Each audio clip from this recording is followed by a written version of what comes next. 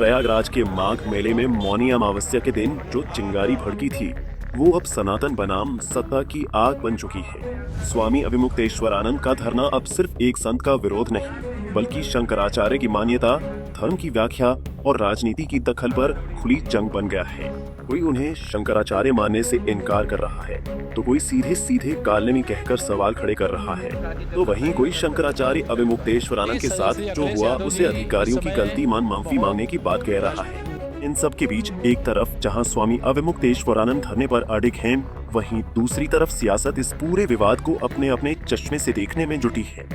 दरअसल सीएम योगी ने हरियाणा के सोनीपत में आयोजित एक धार्मिक कार्यक्रम में कालनेमी राक्षस का जिक्र किया तो माघ मेले में धरने पर बैठे अविमुक्तेश्वरानंद ने उसे लपक लिया और कह दिया कि एक राजनेता जो मुख्यमंत्री है वो शिक्षा की बात नहीं करता, स्वास्थ्य की बात नहीं करता, लॉ एंड ऑर्डर की बात नहीं करता, प्रदेश की खुशहाली की बात नहीं करता, वो कालनेमी और धर्म अधर्म के बारे में बात करता है। यहाँ कहाँ तक उचित है? मुख्यमंत्री को अपने प्रदेश की खुशहाली के बारे में चर्चा करना चाहिए, धर्म अधर्म का बात धर्माचार्य पर छोड़ना चाहिए। वहीं दूसरी तरफ योगी सरकार में डिप्टी सीएम केशव प्रसाद मौर्य ने शंकराचार्य स्वामी अविमुक्तेश्वरानंद के साथ जो हुआ उसकी निंदा करते हुए कहा कि जो भी कुछ उनके साथ हुआ है उसकी जांच कराई जाएगी और जो दोषी होगा उस पर कार्रवाई होगी।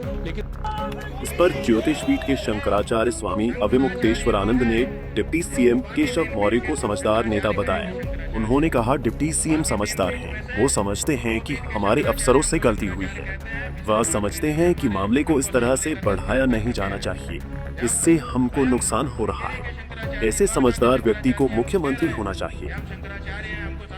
जो अकड़ में और जिद में बैठा हो उसे मुख्यमंत्री नहीं होना चाहिए। दरअसल यूपी के डिप्टी सीएम केशव मौर्य ने गुरुवार को कहा था, पूज्य शंकराचार्य जी के चरणों में प्रणाम करता हूँ और उनसे प्रार्थना करता हूँ कि स्नान करें। किसी भी पूज्य संत या शंकराचार्य जी का अपमान हुआ है तो इसकी जांच कराकर कार्रवाई करेंगे। कुल मिलाकर प्रयागराज के माघ मेले से शुरू हुआ ये विवाद अब सिर्फ साधु संतों तक सीमित नहीं रहा बल्कि सत्ता के शीर्ष तक पहुंच चुका है। एक तरफ शंकराचार्य स्वामी अविमुक्तेश्वरानंद अपने सम्मान और सिद्धांतों पर अडिग हैं, तो दूसरी तरफ सरकार डैमेज कंट्रोल में जुटी दिख रही है। सवाल यही है, क्या ये टकराव संवाद से सुलझेगा या फिर सनातन और सियासत की ये खाई और गहरी होती जाएगी? फिलहाल माघ मेले का ये विवाद थमता नजर नहीं आ रहा। Bureau report, Punjab Kesari TV.